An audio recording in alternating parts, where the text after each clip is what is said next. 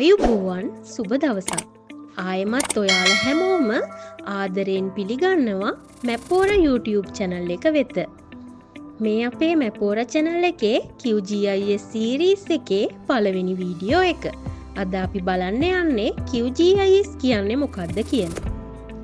QGIS කියන්නේ Quantum Geographic Information System කියන වචනවල short form එකක්. QGIS free සහ open source software එකක්. GIS කියන්නේ Geographic Information System කියන ටෙක්නොලොජි එක කියලා අපි හැමෝම දන්නවනේ. ඒකෙන් අපි භූගෝලීය තොරතුරු නිරූපණය කරලා විශ්ලේෂණය කරගන්නවා. QGIS එකෙන් අපිට maps හදන්න, spatial data විශ්ලේෂණය කරන්න, පරිසර, කෘෂිකාර්මික, නගර සැලසුම් වගේ ක්ෂේත්‍රවල වැඩ කරන්නත් පුළුවන්. QGIS ප්‍රොජෙක්ට් එකක් පටන් ගත්තේ 2002 වසරේ ගැරි ෂර්මන් කියන ඩෙවලොපර් කෙනෙක්.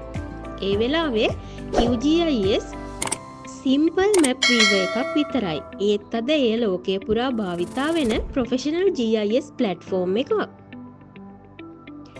GIS භාවිතා වන ක්ෂේත්‍ර බොහෝමයක් අතරින් කිහිපයක් බලමු. Urban planning, environmental management, agriculture, disaster management, transportation and business analytics. GIS සහ QGIS කියන ටෙක්නොලොජි දෙකම අද almost හැම සෙක්ටර් එකකම තියෙන powerful tool එකක්. දැන් අපි බලමු QGIS software එක open කරලා interface එක කොහොමද කියලා. QGIS icon එක click කරලා software එක open කරන්න.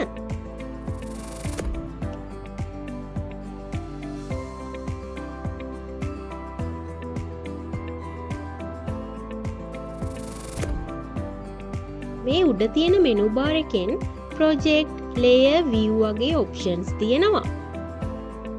මේ වම් පැත්තේ browser panel එක. එතනින් files browse කරන්න පුළුවන්.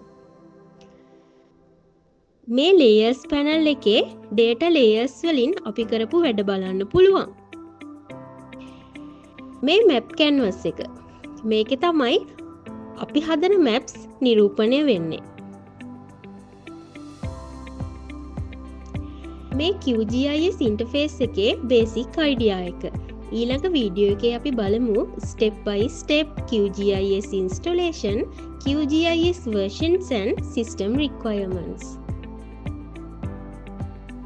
මේ වීඩියෝ එකෙන් ඔයාලට QGIS ගැන මූලික අවබෝධයක් ලැබුණ කියලා මම හිතනවා. ඔයාට වීඩියෝ එක හොඳයි නම් like එකක් දාන්න, channel එක subscribe කරන්න.